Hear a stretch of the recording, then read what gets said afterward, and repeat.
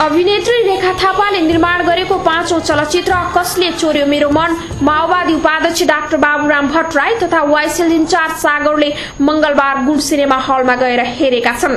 नेता भट्टराईले फिल्म हेर्ने इच्छा देखाएकोले विशेष शोको आयोजना गरिएको निर्माण पक्षले जनाएको छ।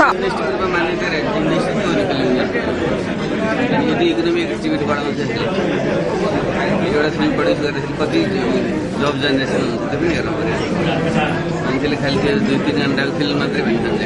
त्यसको पछाडि कति बनाउनुलाई कति दुःख हुन्छ, फिल्म चलाउनु कति दुःख हुन्छ र फिल्म फ्लप भयो भने एउटा फ्यामिलीको क्यारियरै जान्छ। बनाउनु भन्दा चलाउनु दुःख हुन्छ। चलाउनु यो सबै विषयहरूलाई लिएर पनि मैले पनि एउटा नयाँ फिल्म बनाएको छु। त्यसको टाइटल साथी म त्यो जो चाहिँ हजुरहरूलाई त्यसपछि एउटा म्यासेज छ what is Nepali film making त्यो विषयमा। त्यसले गर्दा सबैलाई नै एउटा म्यासेज ओरिएन्टेड फिल्म छ। हजुरलाई म निमन्त्रण गर्छु। त्यस कारणले हजुरसँग बसेर how difficult it is to make a Nepali film भन्ने कुरामा जनताले चाहिँ इङ्ग्लिस फिल्म हेर्ने, अलि मिडल क्लासले हिन्दी फिल्म हेर्ने, अथवा चाहिँ लोवरले चाहिँ नेपाली हेर्ने त्यो त होइन।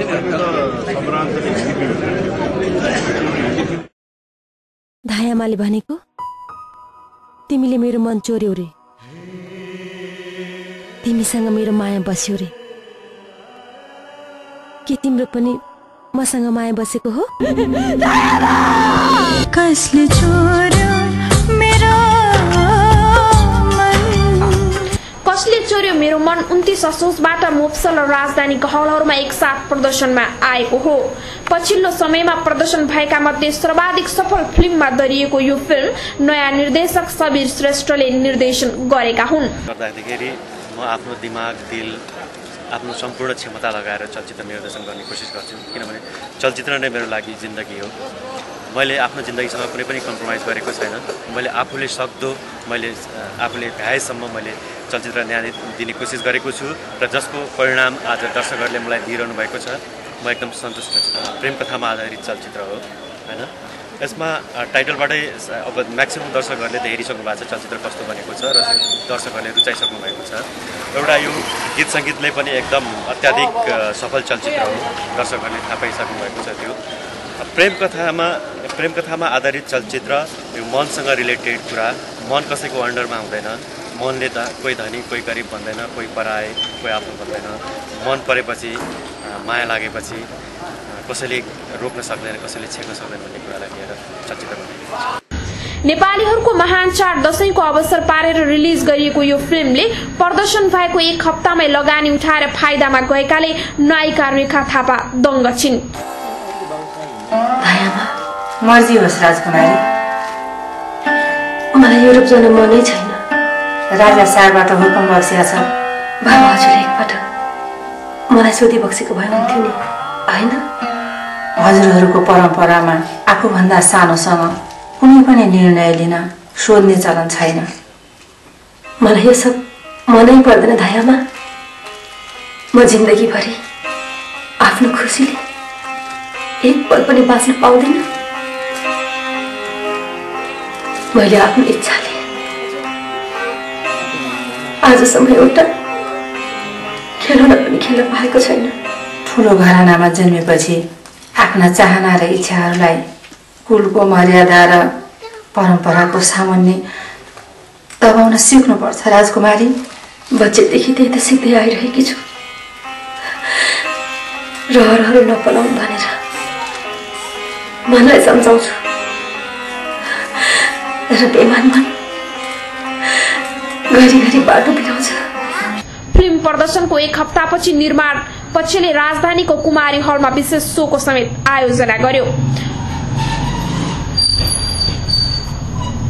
उक्त कार्यक्रममा वरिष्ठ कलाकर्मीहरू, पत्रकारदेखि गायक गायिका तथा संगीतकारहरूको समेत उल्लेख्य मात्रामा उपस्थिति रहेको थियो।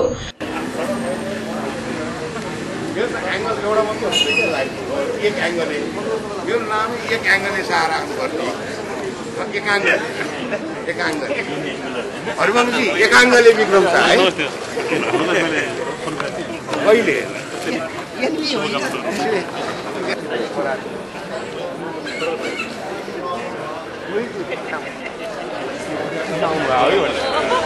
शासन नभए ड्रिम प्रोजेक्टका रूपमा रहेको यस चलचित्रले दर्शकहरूको मन चोर्न सफल भएको नायिका थापाको दाबी थियो। कार्तिक 4 गतेसम्म 5 गतेसम्म आइपुग्दाखेरि चाहिँ जुन यसको व्यावसायिक हिसाबको जुन रेसियो छ त्यो नघटेको देख्दाखेरि चाहिँ वी आर भेरी ह्याप्पी। जुन प्रकारको इनिसियल मात्रै हान्ने गर्छ अधिकांश फिल्मले 3 दिन 2 दिन या बिदाको दिन मात्रै अथवा शुक्रबार शनिबार मात्रै।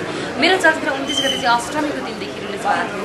अष्टमी र नवमीमा जेनरली कुनै पनि चलचित्र त्यति राम्रो चल्दैन, इभन हामी आफै पनि हेर्न जाँदैनौँ। त्यसको बावजुद पनि दर्शकहरूको जुन घुइँचो लाग्यो चलचित्र भवनमा त्यो देखेपछि चाहिँ मलाई के लाग्यो भने अझै राम्रो चलचित्र बनाउनु पर्ने रहेछ। अझै भन्छु कि अझै दर्शकहरूलाई राम्रोभन्दा राम्रो र ज्यादै नै मनोरञ्जन दिने चलचित्र बनाउँछु भन्ने मलाई अठोट पनि आएको छ। मलाई आत्मविश्वास पनि बढेको छ।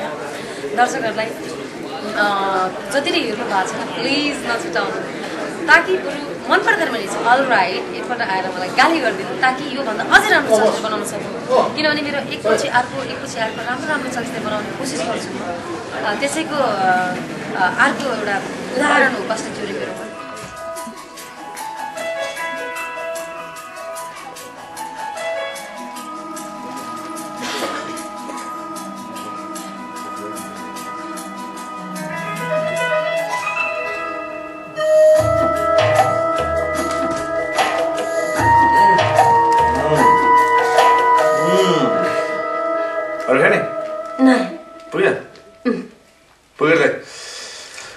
पैसा भयो 50 रुपियाँ 50 रुपियाँ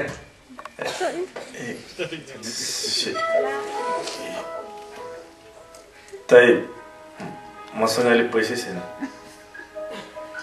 कोही बात छैन, बरु पछि दिनु होला। यो मेरो फोन नम्बर, पैसा भएपछि मलाई फोन गर्नु होला।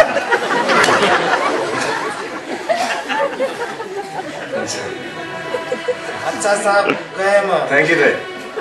पैसा लुते फोन गर्छु दाइ। भइहाल्छ। Good night. ला पानी त पुरै रोक्यो है। मैले भनेको होइन कि यो पानी एकछिन मात्र पर्छ भनेर कस्तो लाग्यो? तिमीले पहिले मौसम विभागमा पनि काम गर्नु छैन लुगा त सबै भिजे।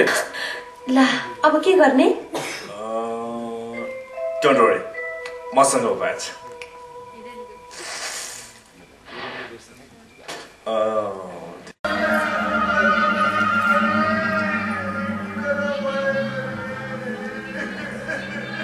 दाइ हजुर के भयो क्या? खै थाहा भयो। के भएछ दाइ? सुन्नु त के भयो एक्कासी? बेहुलीले आत्महत्या गरेछ। शिट। किन? माया अर्कैसित बसेको थियो अरे, तर घर परिवारको जबरजस्तीले अर्कै केटासित बिहे गरिदिन लागेका रहेछन्। त्यसैले आत्महत्या गरेछ बिचारीले। ठिकै त गरिन्। माया नबसेको मान्छेसँग जिन्दगी बिताउनु भन्दा त आत्महत्या गरेकै बेच्ने होइन र? बिचारी।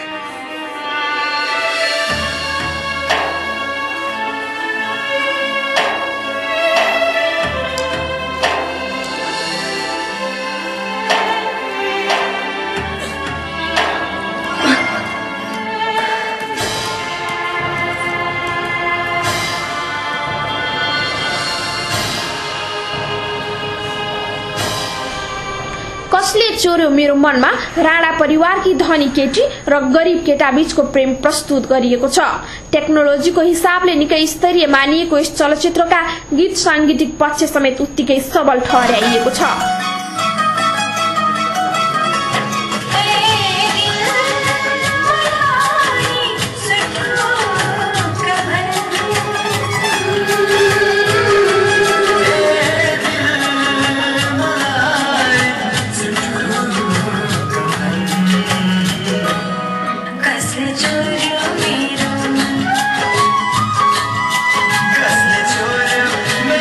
मेरो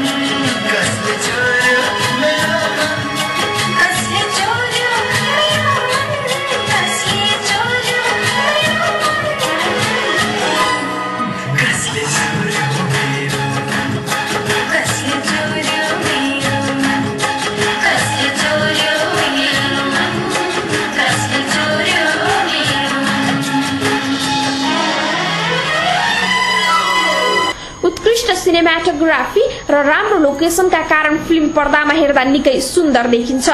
प्राय फिल्ममा छोटो पहिरनमा देखा पर्ने रेखाले यस फिल्मबाट आफू अङ्ग प्रदर्शनका कारण होइन, अभिनयका कारण दर्शकहरूको मनमा राज गर्न सफल भएको पुष्टि समेत गरेकी छिन्। सुटिङ बाबा हजुर, हान्दिनुस् गोली, पार्दिनुस् उसको छातीलाई छिया छिया। फिल्मको शीर्ष भूमिका अर्थात् राजकुमारीका रूपमा देखा परेकी नायिका रेखा थापालाई फिल्म हेरेपछि दर्शकहरूले यस्तो प्रतिक्रिया दिन समेत पछि परेनन्। कस्तो लाग्यो? एकदम राम्रो लाग्यो। तपाईको मन कसले चोर्यो? रेखा थापाले। हेरियो, राम्रो लाग्यो एकदम। हिन्दी फिल्मलाई जित्ने फिल्म रहेछ। रेखाले खेलेको साह्रो मन पर्यो रेखाको रोल। रेखालाई नि, रेखालाई मेरो तर्फबाट नि आई लभ यु। कसले चोर्यो मेरो मन? ए को तिम्रो?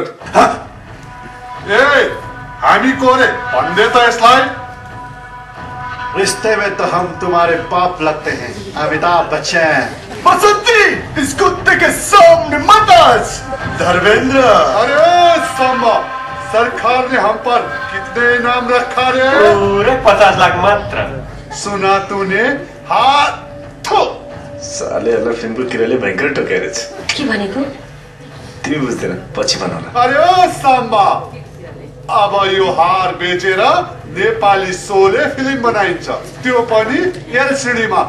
तर त हामीलाई भन, त कोच राजेश हमार, शिवश्रेष्ठ अनि भुवन केसी त्यो अवतारमा त्यो हार फर्का, नत्र सोले होइन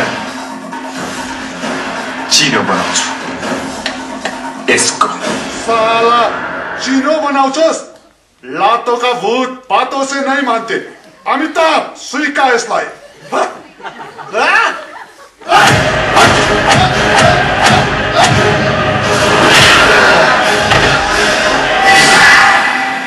रिश्ते में हम तुम्हारे क्या लगते हैं?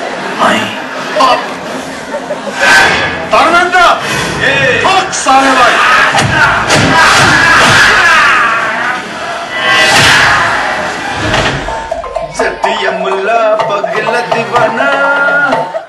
फिल्ममा रेखा र आर्यन बाहेक निर शाह, बीएस राणा, किशोर खतिवडा, सुरवीर पण्डित, कमल कृष्ण, रमा थपलिया लगायतले समेत अभिनय गरेका छन्।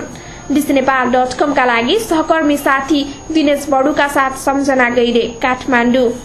तिमीसँग मेरो माया बस्यो रे, के तिम्रो पनि मसँग माया बसेको हो? कसले चोर